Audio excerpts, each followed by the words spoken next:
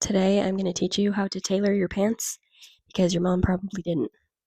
So first, where people most of the time take in pants is from the very back because the slope between the top of your hip bone and like the fullest part of your hips in the back is typically much greater than the slope between the top of your hips and the fullest part of your hips on the sides. So what most people do is take it in like above each pocket. So that's what we're going to do today because for me, I have like a little bucketing situation going on, and taking it in the back is going to fix that. Okay, so I want the darts to generally be like around here. So what I'm going to do is start by seam ripping off the patch and the waistband.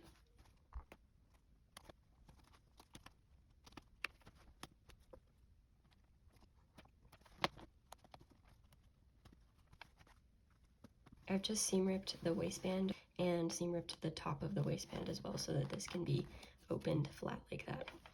I'm only going to do a bullet down to here. A bullet is just when you take in a piece of fabric like that and it sort of creates this triangular piece. You'll see when I pin it. What I'm going to do is take the inside of the pants right there, and I want this to be the end of where I'm taking it in, and I just fold it in half right there.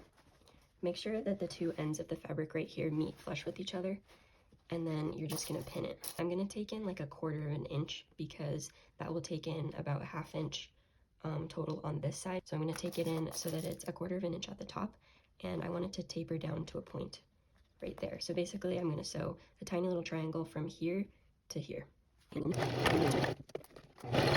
So now I have this little triangle that I've just sewn, and that will just take it in a tiny bit. So I've only seam ripped off half of the patch because that's all I needed, but I'm going to mark where the seam of the bullet is using a little pin right here.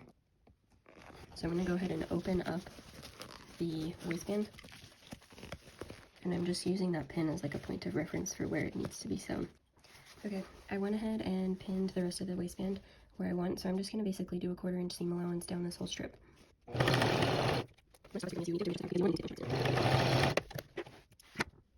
Okay, so now that this bit has been sewn, I'm just folding it back in like it was before and folding the part that we previously did the bullet on into it. So you want to make sure that both sides are being properly folded in like that, and you can decide which way to move your bullet so that it doesn't get too bulky. So I'm just going to pin the waistband, and then I'm going to sew along that line again.